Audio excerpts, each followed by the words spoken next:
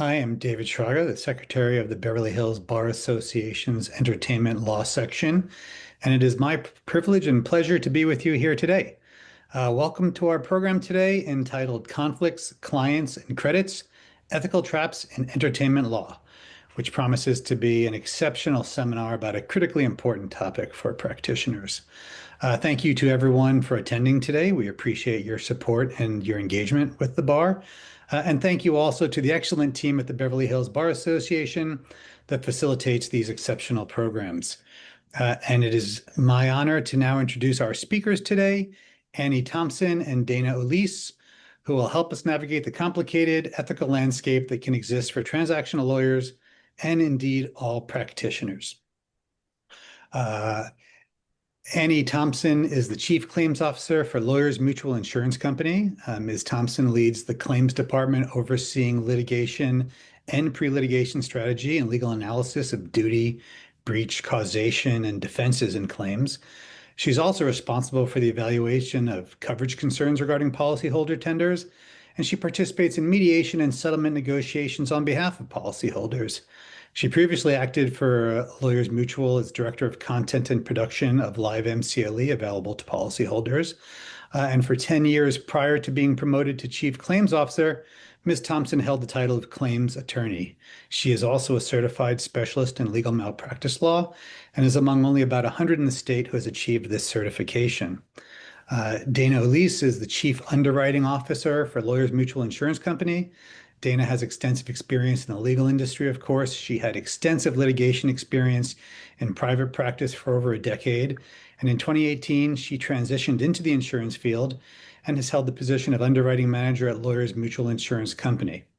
In 2021, however, she was promoted to Chief Underwriting Officer. Dana, I hope I pronounced your last name properly. Please correct me if I didn't get that correct. Of course, just a note myself, coming from a background as a private mediator, I just want to say how fortunate I know we are today to be able to hear from Annie and Dana and to be benefiting from their experience and insight.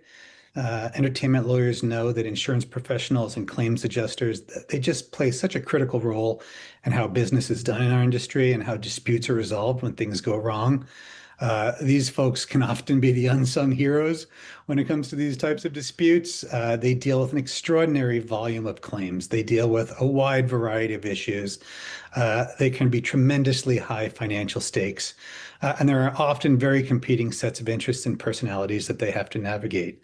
So their skill and expertise is really essential to resolution, and we have two of the best here with us today. So thank you so much, Annie and Dana, for being here and for providing this program to our audience.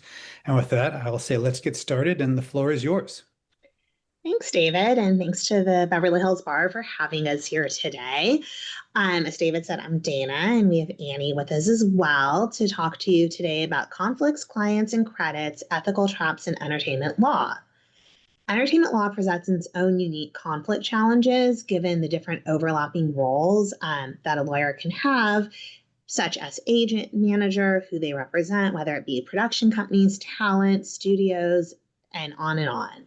So today, our learning objectives are we want to go over and make sure everybody understands the California conflict of interest rules. We're going to apply ethical principles to the entertainment practice and then go over some hypotheticals of common pitfalls that happen in the entertainment field in conflicts particularly. So along the way, we invite you to ask questions. We'll be keeping an eye on it as we go along. And so we're going to kick it over to Annie to get us started with talking about the California rules of professional conduct that we need to know on conflicts. Hi, good morning, everyone. I'm Annie Thompson, and I thank Beverly Hills Bar Association for that very kind introduction.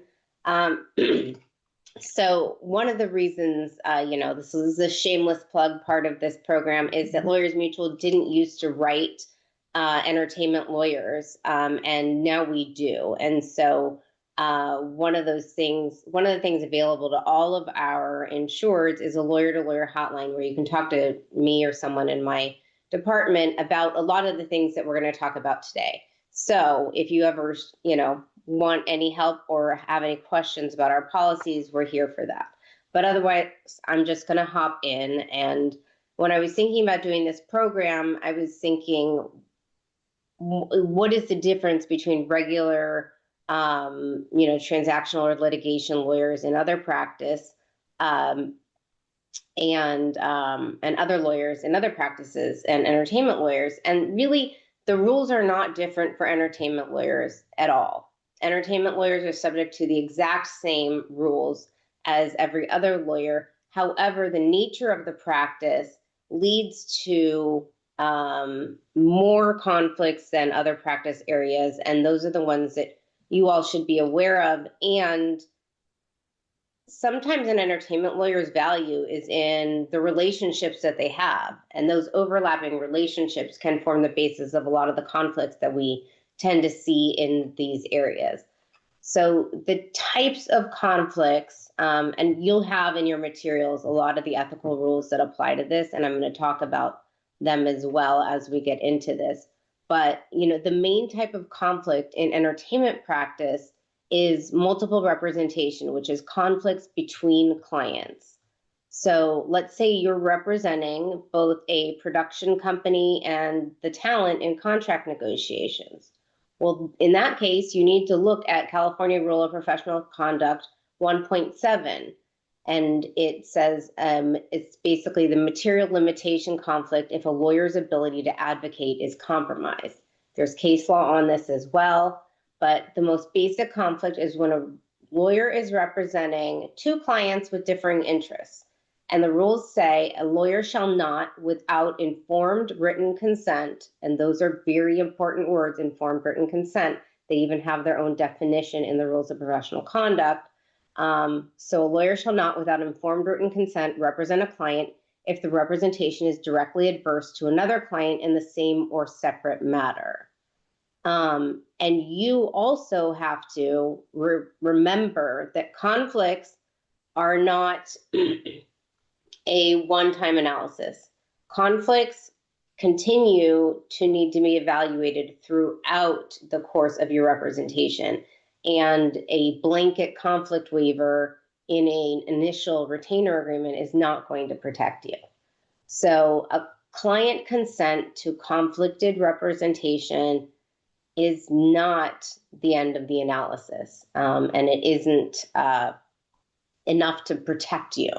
Consent is only valid if the lawyer reasonably believes the conflict will not affect their ability to represent both clients, and the representation is not prohibited by law, and the representation does not relate to an actual dispute before a tribunal, meaning you can't represent both sides of a dispute.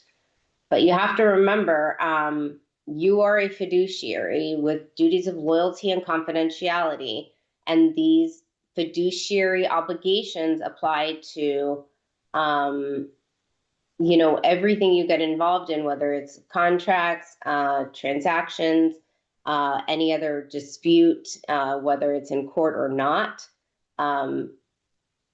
It requires you to anticipate conflicts if you are engaged in dual representation. And so while consent from both clients can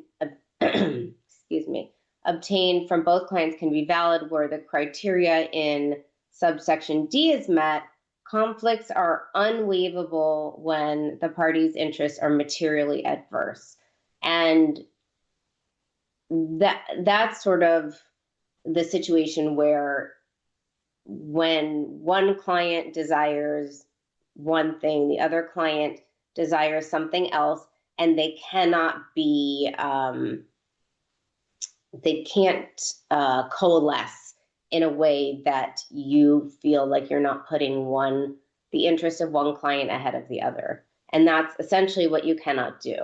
And it's designed essentially to prevent dishonest practitioner from engaging in conduct that is conflicted and or fraudulent, but also to preclude the honest practitioner from putting themselves in a position where they may be required to choose between conflicting duties or be led to attempt to reconcile conflicting interests rather than enforce the full extent of the rights of the interests which they alone should represent. Essentially meaning you don't want to be in a position where you're compromising both people's rights so that you can find a compromise that they both can live with, when if they had separate counsel, they'd be fighting for the full extent of what they're entitled to. And that's really the difference, is that's how you should analyze it in your head. If the clients had separate representation, would their lawyers independently be making different analysis and arguments on their behalf?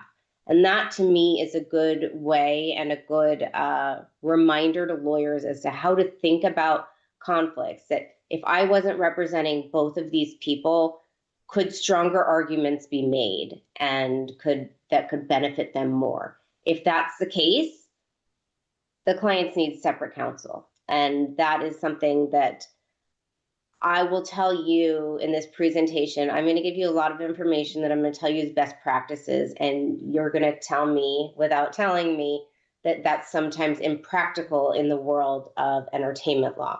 So what we're going to talk about is how we can resolve some of these things through conflict waivers, informed consent, disclosures, and whatnot. But I'll also tell you when it is just not feasible, and it puts you personally and your license at risk, because the state bar does also care about conflicted representation. And a little side note is conflicted representation can subject you to disgorgement of fees, which obviously is not the preferred way to practice law, by having your fees taken away from you. So that's really kind of the best practices. So we'll talk about what informed consent is. And informed consent, if you find you're in a situation where you can represent both sides in a negotiation, the informed consent means that the lawyer must provide all reasonably available facts to both parties that would impact the representation. And that requires disclosure of the relevant circumstances, the material risks, and including any actual and reasonably foreseeable adverse consequences. That goes back to what I was saying, is that you can't just have a generic conflict waiver in your fee agreement. You need to actually outline what the conflict is. There may be a conflict because you may feel that I am not advocating strong enough for you, or you may feel that I am, advocating for the other side more, and you may, it is foreseeable that you may be unhappy with this result, given the fact that there's one attorney representing both parties, and you may feel that you are not adequately represented. So you have to advise of those things specifically. A blanket conflict waiver is not going to protect you, because informed written consent requires a lot more than just a blanket conflict waiver. So this is sort of the next phase of, the bad news of representing two clients, is even if proper informed consent is obtained, once an actual conflict arises between the parties, you can't represent either one of them. And you can't give them any advice about the conflict, whether it's litigated or not, whether it's transactional, whether it's just a dispute. But the duty of loyalty that a lawyer owes to every client prevents the lawyer from representing any client that's adverse to the other client. So if there are actual conflicts that arise, then you can't represent anyone. So you should really bear in mind that best practices, in my opinion, is not to do this. Don't represent both sides of a transaction. Don't try to mediate a dispute between, two parties who may not be aligned. It's just not good practice. You're going to end up being conflicted out. If you don't conflict yourself out, you may end up in trouble either with malpractice or the state bar. It's just not good practice. But bear in mind also that adversity of client is not solely a condition of actual disputes. When two parties are negotiating a contract, duties and benefits flowing to and from each party also present a conflict. And again, informed consent has to be obtained prior to any dual representation in a negotiation. Again, specifics about the nature of conflicting interests, including bargaining power imbalances, potential pitfalls, and other things. And remember or know for the first time that communication is not privileged as between co-clients in a subsequent adverse proceeding between them. So if, let's say, you are sued for malpractice, each client is entitled to the whole file. Or if they end up in subsequent disputes, there's no privilege between co-clients. So that is another thing. If you've got notes from one client saying, I need Brad to do X, Y, and Z, and then that's produced, but you find out that that's adverse to Brad, or they find out that's adverse to Brad, and you've been advocating for that, then you're also now involved in the dispute, which, again, best practices, don't do that. If you do, your conflict waiver should be as detailed as possible, and your informed written consent should have as much information as possible. And it should almost look like something that nobody in their right mind would sign. But if you present that and they have the opportunity to consult with independent legal counsel and determine that this is still what they want, then you will have a valid informed consent conflict waiver. But the risks are high. And as someone who's been, a lawyer exclusively defending lawyers for 25 years, conflict of interest is one of the main topics of what we see. And in your particular practice area, the conflicts are quadrupled by nature of the relationship and the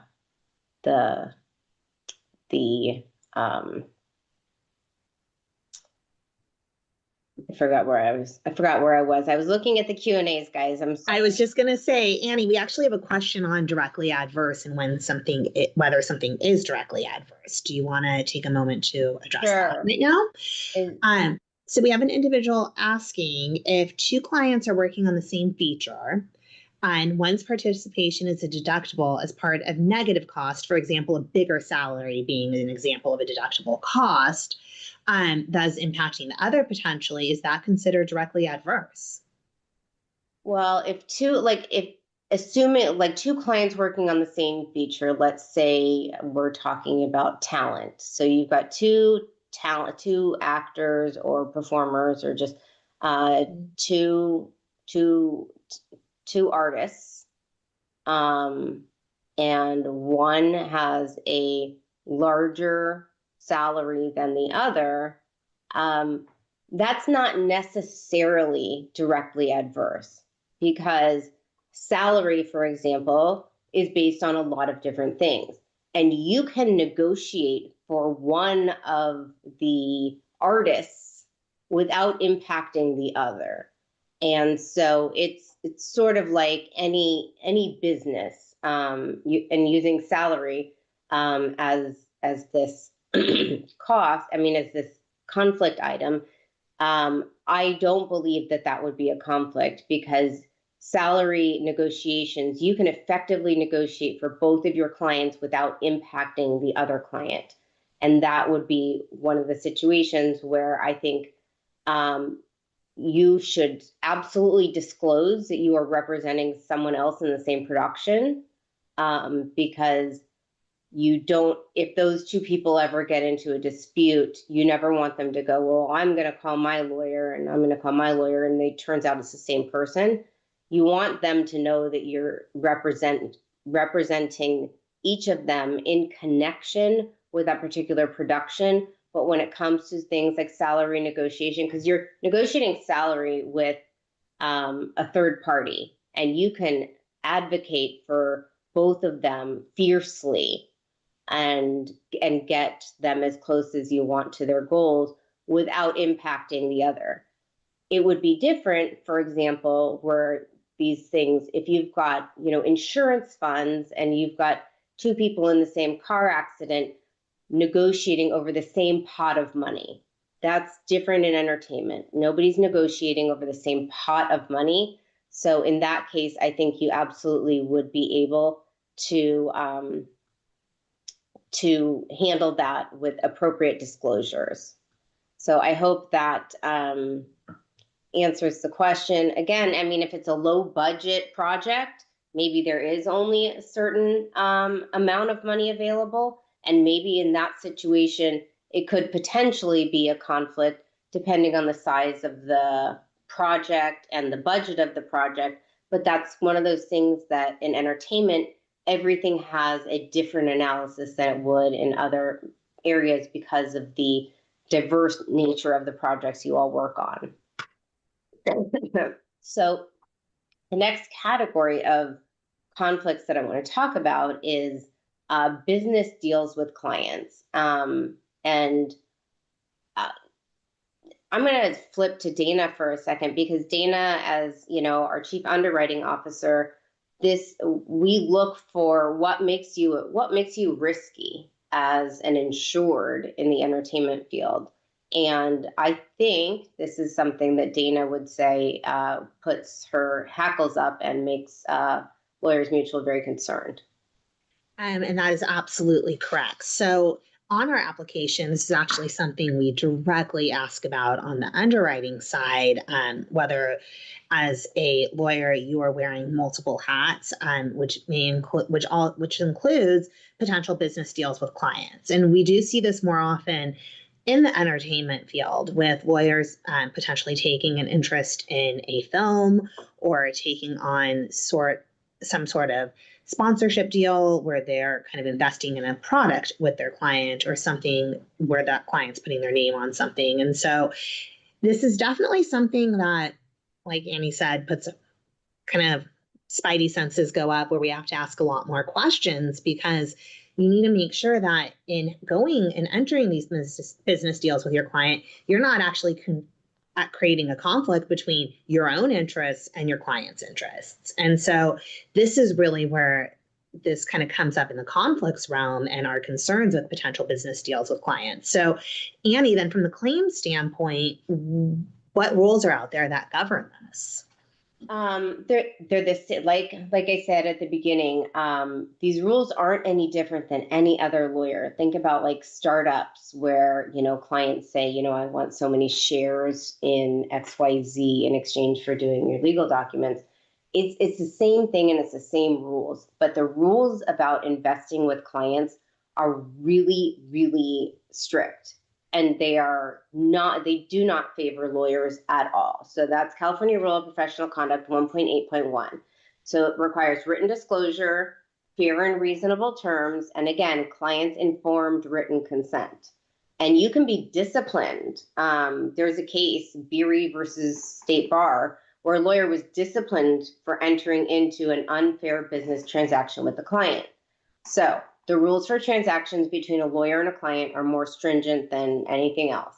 If a lawyer is entering into an agreement with their own client, such as where production counsel seeks an executive producer credit or some kind of kickback, the lawyer has to approach that cautiously. So, one, it has to be fair and reasonable. The lawyer may not leverage superior legal knowledge or the client's trust in obtaining better terms for him or herself.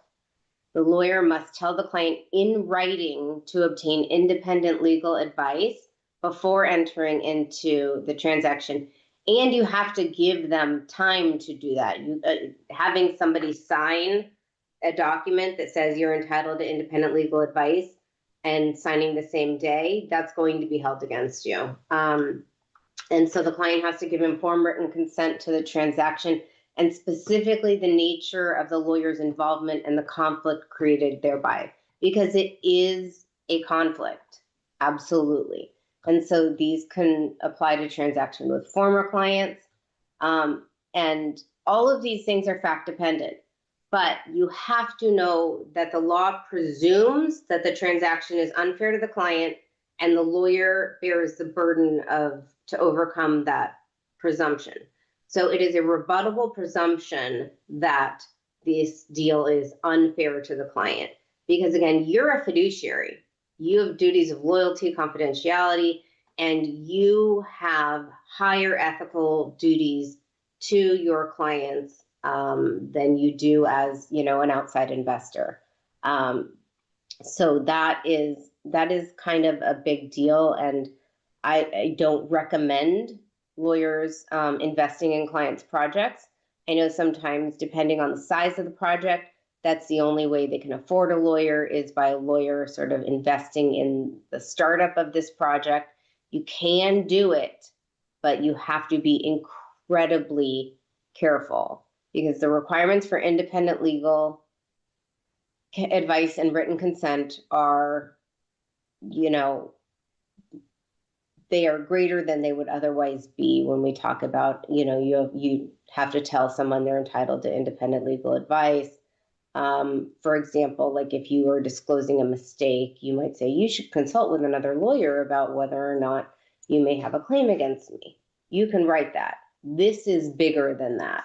This is before the transaction. You have to provide a writing to the client telling, explaining the nature of the conflict created by the transaction and that they should seek independent legal advice. And again, as I said, they must be given a reasonable opportunity to do so before entering into the transaction.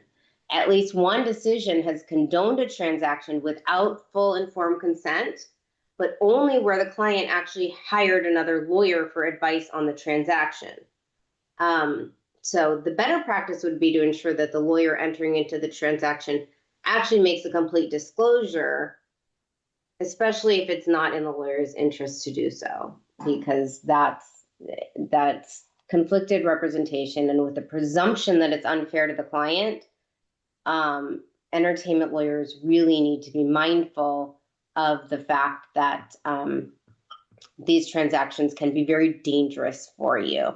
So alternatives are, if they can secure funding or investment from someone else to pay you, that would be an alternative way to handle this. There are other ways to handle this, but you should, in every scenario possible, try to get paid in, you know, cash dollars rather than investment in a project. Because again, you could end up working for free if the project fails. And I'm a firm believer that no lawyer should work for free. And then you end up in trouble if you want to foreclose on your fees arising out of your, you know, investment, and you don't want to be adverse to a client in that situation, because you're just going to draw a complaint about the whole situation.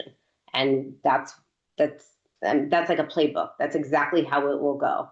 So you will try to enforce your rights because lawyers don't work for free. The client will say, this wasn't fair to me, you're entitled to nothing. And in fact, anything I did give you should be disgorged because conflicted representation is not compensable. And then you are going to draw a complaint, maybe in Superior Court and maybe with the State Bar. None of those things you want. Excuse me. We're going to talk about, you know, our next category, which is former clients, which in the entertainment field, I know there's a lot of overlap between, you know, the industry can be very small. So you may be asked to represent a new talent agent against a former production company client. And the rules of professional conduct say you can't use confidential information to disadvantage the former client. And I'll get into some of those rules there, but Dana, from an underwriting perspective, do we ask about conflicts, and what do we want entertainment lawyers to do to make sure that they're a good risk? Absolutely. And this is something just across the board, regardless of whether somebody is an entertainment lawyer or practicing any other area of law. It is so important to have a robust conflict system so that nothing falls through the cracks with respect to duties owed to former clients.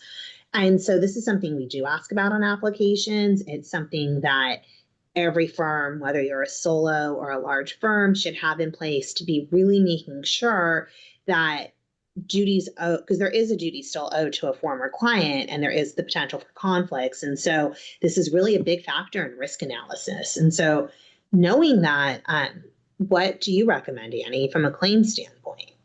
Okay, I'm going to get into that, but I'm actually there were a couple of questions on the previous topic that I want to handle. Peter Grossman asked if a conflict arises between two clients, under what circumstances, if any, can the attorney continue to represent one of the clients in the transaction?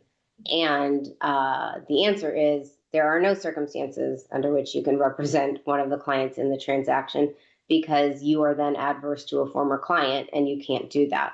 And you have information relative to the transaction for the other side because you were once their counsel. So look at 1.7 and you'll realize that there is no scenario under which you can continue to represent either of them, and then they both need new counsel. I know that's not the answer anyone wants to hear, but it's a good thing for everyone to know, because it goes back to my advice at the outset where I said, everybody should have separate counsel because that's best practices. This is where you end up, because every now and again, people argue. And then Marla, in case you weren't already going to cover this situation, a lawyer represents a team where a conflict arises between the two team members. For example, a writing team where one writer is happy to simply write the project, while the other writer has other demands, such as attachment in another capacity, as well as producer or actor, or attachment of baggage producer, and would blow a deal over it. What should the lawyer do? That's really connected to the previous question. If you're representing a team and a conflict arises between two team members, you're in a situation where, unless you can find a way to service both interests, and because if one person is happy to simply write the project and the other one wants greater accolades or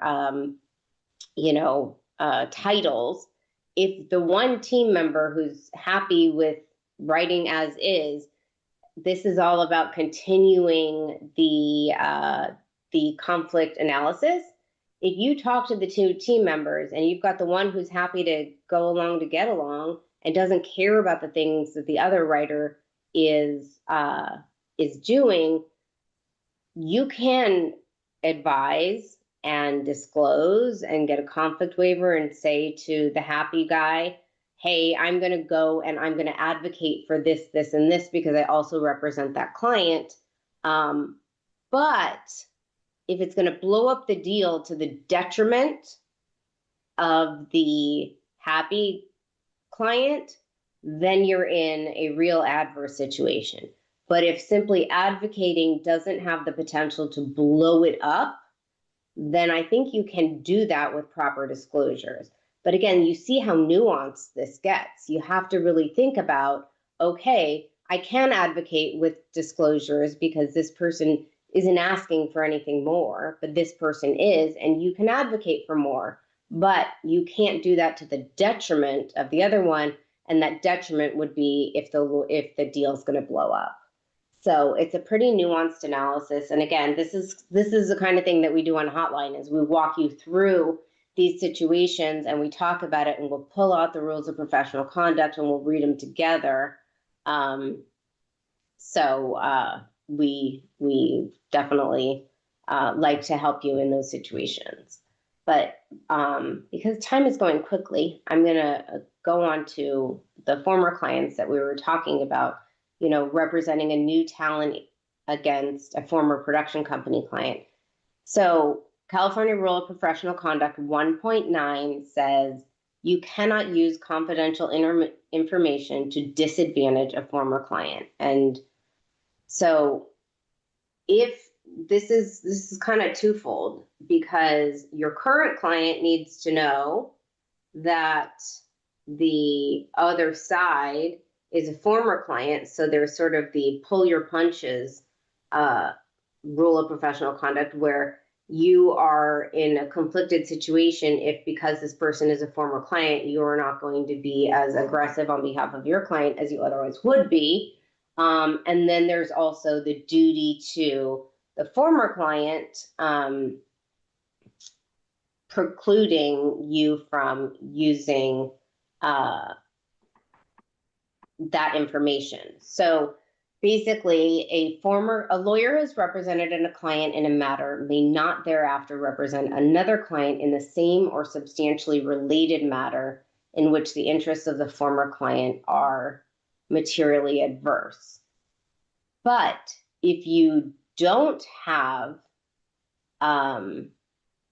materially similar situations, there's nothing precludes you from being adverse to a former client in a completely different transaction.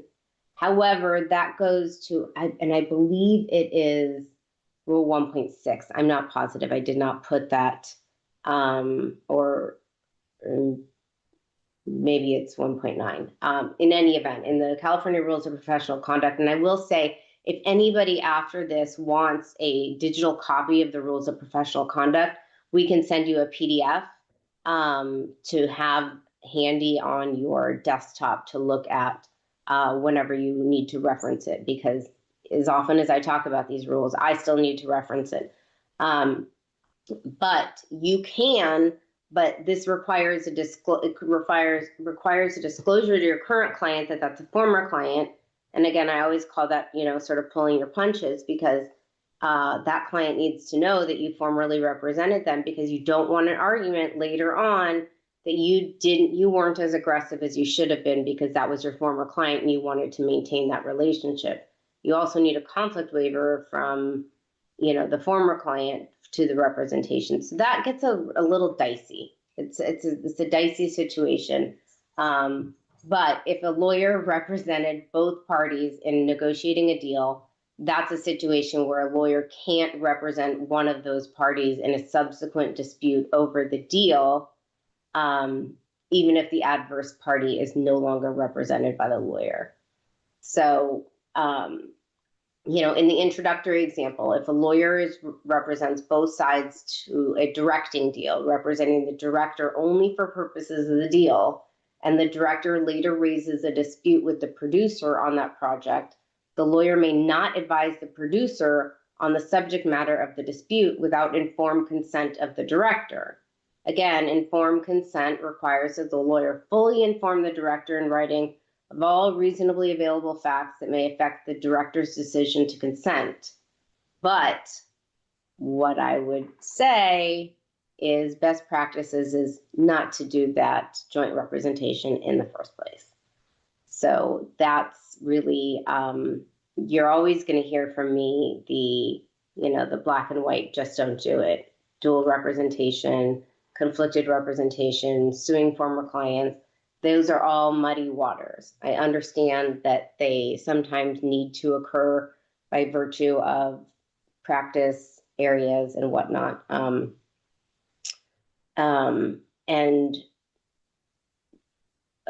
our next topic of potential conflicts has to do with prospective clients. And that is California Rule of Professional Conduct 1.18. And so you should just know that you have duties that attach to a consultation, even if there's no formal representation. And you all may know this because I think it may be commonplace for people to consult with you in order to conflict you out later. But that is effective because if an actor shares confidential information in a consultation and a lawyer can't then represent a studio against that actor who consulted them on that issue. So you have duties to prospective clients, even if they don't end up retaining you. So Annie, backing up just to talking about former clients, we have a really good question here that I'd like you to address. So representation of celebrity clients or smaller companies driven by key individuals can lead to very intimate knowledge of a client's way of thinking, interests, strategies, etc. Can you be adverse to that client who you know in that way in a transaction that's not substantially related to anything you've ever represented them in the past? That is a good question. And that falls under sort of it's what's called the playbook theory, is that you can be conflicted out of a case if you have such intimate knowledge of the way that a person, party, acts, thinks, believes, negotiates. If your knowledge is so intimate that you basically have their playbook, then you cannot represent them in that matter, because you have gained knowledge, even if it's not the specific subject matter, but if you have gotten close enough to understand and use that information against them, because that's exactly what you're going to do to represent your client against them, is you're going to use all the information you learn and know, and you're going to say, that actor is known for this, that, and the other, and I know that because I represented him in XYZ. So that playbook exclusion is what will get you in trouble, and no, that is not representation that you should take on. If anybody wants more information on sort of the playbook concept of conflicts, I can also provide that. But I really want to touch on something that's pretty new. And I don't know that everyone in the entertainment field is aware of this. And this has to do with ethical walls. And the concept of ethical walls was very recently taught as a way to insulate a conflicted lawyer from other lawyers at the same firm. The idea of the ethical wall is to isolate the conflicted lawyer from giving any advice to the adverse client and prevent the conflicted lawyer from sharing confidential information. But Rules of Professional Conduct 1.8.11 and 1.10 were implemented, and that changed the practice.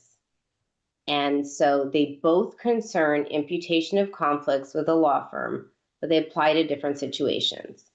1.8.11 imputes conflicts described in Rules 1.8.1 through 1.8.9 related to current clients to other lawyers in the firm, with few exceptions.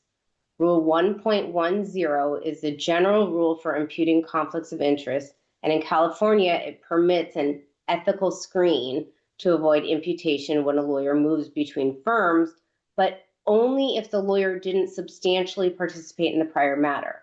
So these ethical screens used to be used all the time, where sometimes even lawyers in the same firm could represent, but they'd say, we have an ethical wall up, so nobody, to protect everybody's interests. And so 1.8.11, imputation of current client conflicts, ensures that if one lawyer in a firm is prohibited from a certain action with a client, the other lawyers in that firm are also prohibited.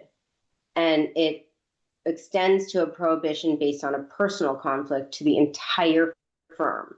And it didn't used to be that way. It used to be a fact-dependent, substantial relationship analysis where you could go through certain factors and determine if you can do it. But really what 1.8.11 does is it says you can't do it. And if a lawyer is prohibited from a business transaction with a client under that rule, then another lawyer in the same firm is also prohibited from that same transaction, even if they're not personally involved. So the next part of the change in the Rules of Professional Conduct is CRPC 1.10, which is imputation of conflicts and ethical screening. And what that does, it's a general rule that determines when conflicts of interest are imputed to other lawyers in the firm. So in California, this rule includes a provision for ethical screening, and it allows a law firm to continue to represent a client, even if a new lawyer joining the firm has a conflict of interest from a prior firm, but only if certain conditions are met. So this is the situation where you're representing someone, you're representing talent, and somebody, and you hire someone from the firm that's adverse to you, The conflict is based on the new lawyer's former client at the previous firm, because that conflict was imputed to them as well. And the conflict must be in the same or substantially related matter, but the new lawyer cannot have touched that file. The new lawyer must not have substantially participated in the matter while at the previous firm. That is the only way that you can do an ethical screen now, which is different than it used to be. Ethical screens used to be, again, disfavored but fact dependent, and an analysis that that would allow you to have those situations within the firm. But now the rules have gotten a lot stricter with respect to that. I'm going to Annie, check. Yep, go ahead. We actually have a question which directly relates to that. So then, are you saying that if a lawyer in a firm represents a production company producing a show for a studio, and then another lawyer in the firm represents an actor who's now being hired for the show, is that no longer allowed under the current rules? Well, it depends. That's going to be my answer for everything, is it depends. Is this conflicted representation? Is the production, I mean, presumably, if you're being hired first, the performer's being hired for the show, and they are negotiating with the production company for salary, benefits, kickbacks, whatever it is, you know, rights, executive director rights, whatever it is, then you are negotiating between one client and another. And it used to be that you could do an ethical screen. And in this situation, I would say, because they're, the talent and the production company are often at odds with each other. And I think in the negotiation of, say, the talent's contract, the production company wants to pay less and the talent wants to get more. And so I think that's a direct conflict. And I don't think in the same firm you can do that. So I think a robust conflict check, like Dana would require if we were writing you, would catch that, and you'd say, oh, sorry, we're already representing the production company. We can't take you on as well, because that is adverse representation. So a question just came in that I actually think would kind of go along with this. We have an individual asking, what are some best practices when doing client intake to gather the ideal data set to run through the conflict checks to make sure that, for example, if a firm's representing an LLC and then later has a potential client who may be in a conflicting position with the individual owner or member of that LLC. So what would you recommend in doing the intake to make sure we have proper conflicts checks in place? So that's a really good question. And so best practices when doing client intake to gather data to put in your conflict check system would include all members of the LLC. So, and this actually really dovetails nicely into my next topic, which is conflicts when representing an entity as opposed to an individual.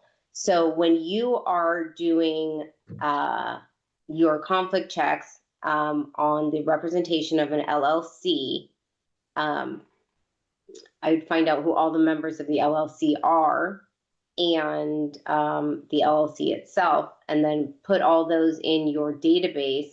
And then another potential client who's conflicting with an individual owner member of the LLC, all those owner members' names will be listed in your conflict check system. And that was how you will be able to cross-reference them.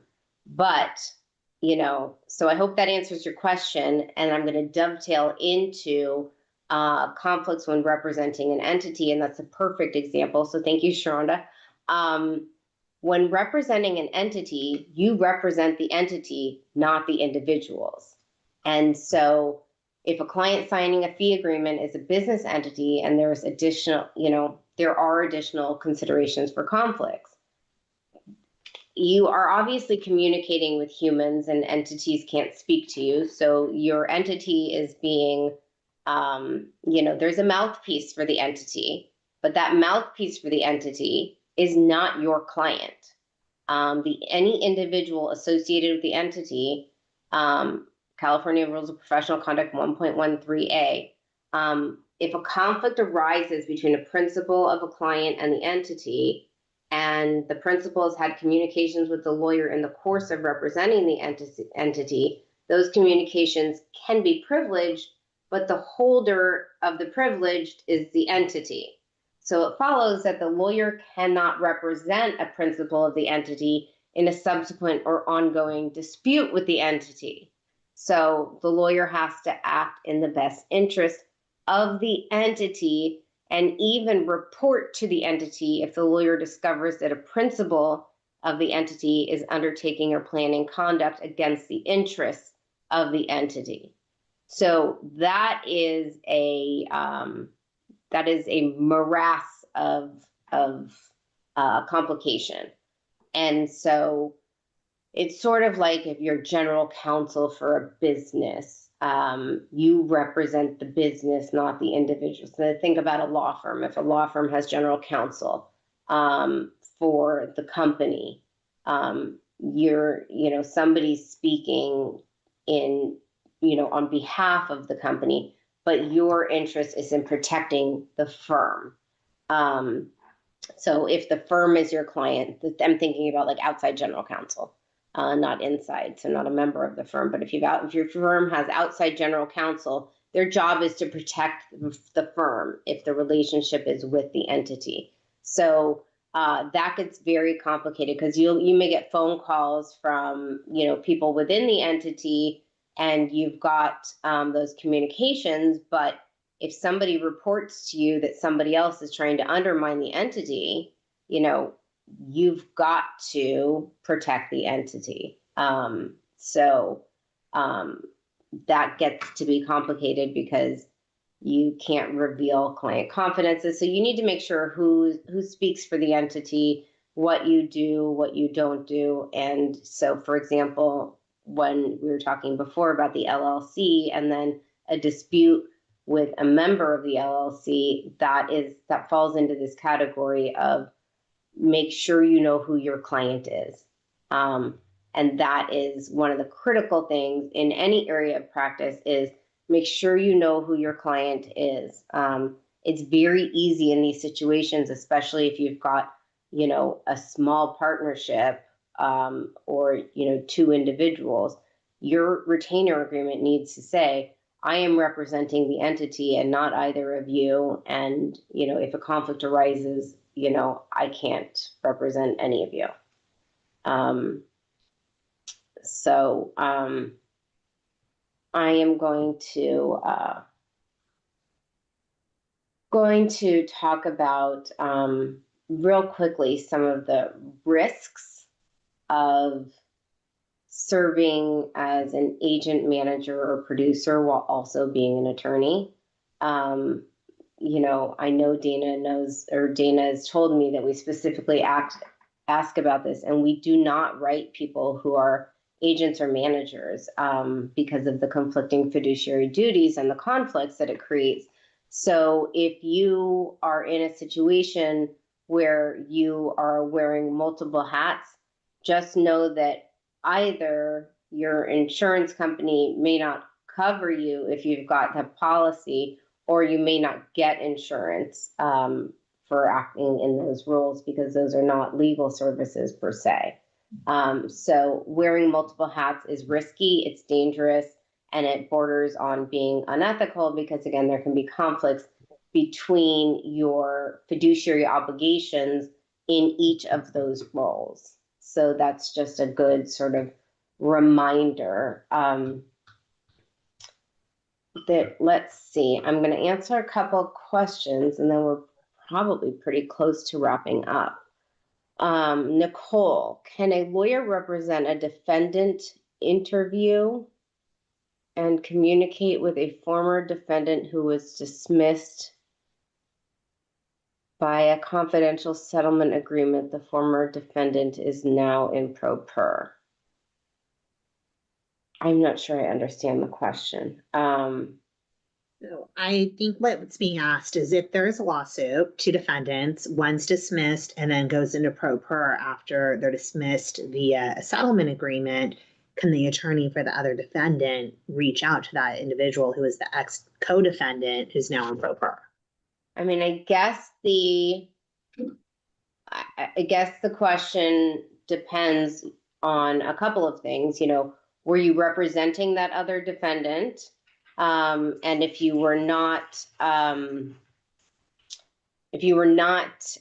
representing them, then, and they're in pro per now, you absolutely can talk to former parties, but you can't. I mean, if they were dismissed by a confidential settlement agreement, you have to do it pursuant to the terms of the settlement agreement. If the settlement agreement indicates, well, do you have a copy of that settlement agreement? Or is that only between the plaintiff and the dismissed defendant? So essentially, you can contact that person, but what that person says to you may be covered by confidentiality, and they may not be able to answer any of your questions. But I don't think it is prohibited for a lawyer representing one defendant to contact another defendant. That's absolutely permissible. And if they're pro per, then you're not in violation of the rule against communicating with represented parties. So I think you're fine to do that, but I think you should be mindful of the fact that if there's a confidential settlement agreement, your answers that you get from that other co-defendant may be very limited. And so Paul wants to, I hope I answered that question, Nicole. And Paul is asking, elaborate on the issues regarding wearing two hats, lawyer and agent. So essentially, lawyer and agent are two very different roles. So the lawyer is, as defined in every legal malpractice policy, is performing legal services on behalf of a client. And you need to be a lawyer in order to do that role. An agent is not necessarily a lawyer, and an agent may use some of their legal acumen in the capacity as an agent, but they're two very different roles, and they're usually held by two different people, an agent and a lawyer. Again, some smaller productions and smaller projects can say, hey, can you do both? And there are different obligations for lawyers and for agents. And if you are doing both, there may be conflicted representation because, agents get percentages of fees.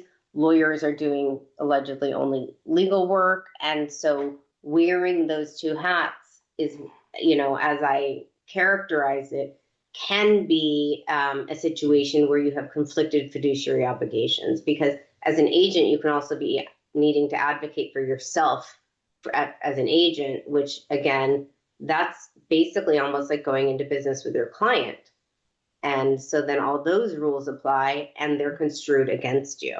So you have to think broadly about sort of how can this get me in trouble? And there are a lot of ways it can. And so I always hate to be the doomsday consultant, but my job is to spot issues, and spotting these issues and the potential down the road of what if this goes wrong? And we always have to ask that question. And it's a kind of a sad situation to say, I need to think about my clients as my future adversaries, but in a lot of ways you do. And so if this doesn't go right, what are the potential minefields that I'm stepping into? And that's really how I would ask all of you to look at your relationships at the outset. And that would be a perfect example of, if I take on the role of lawyer and agent, what are the potential consequences of that representation? And down the road, if this relationship sours, where's my liability? And the answer to that is in a lot of places, and it's bigger than you want it to be. Since we are kind of go ahead. I think we're going to say the same thing. We're kind of approaching time here. And so what are the important takeaways you really want people to walk away with having listened to this today?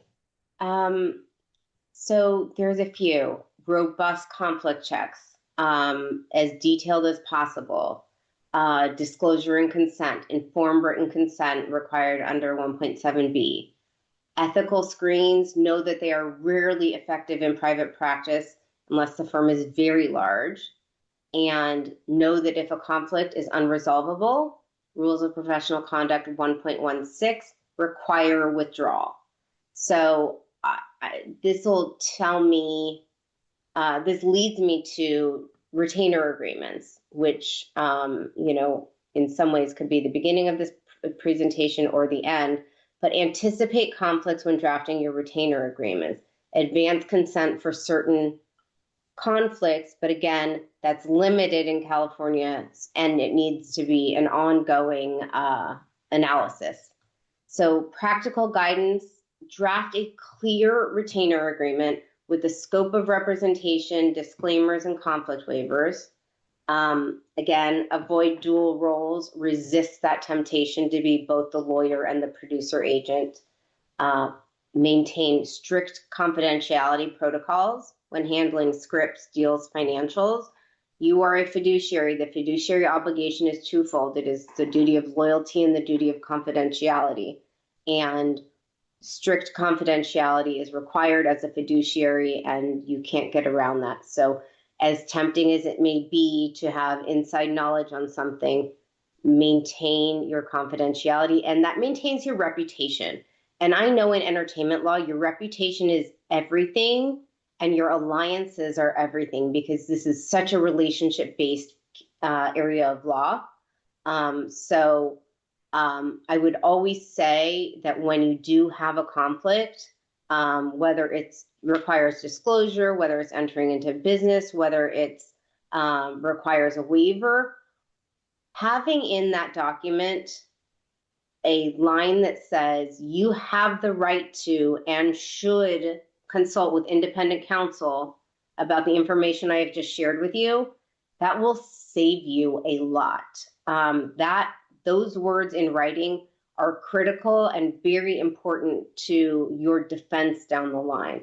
And again, it's not required in, a disclosure or certain waivers, but it is best practices. Standard of care, I don't know, but I'm telling you, there are so many cases where protecting yourself in an advanced way by going so far as to giving advice that is not required of you and telling them, hey, look, talk to another lawyer. And if this isn't kosher, then we move on and we don't do this.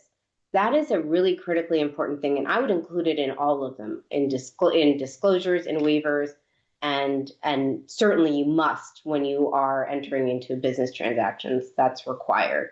But I would say to do it in all of them. And then, if your carrier is not Lawyers Mutual, see if your carrier has a hotline where they can walk you through some of these steps. If you are with Lawyers Mutual, call me anytime. We walk through all of this.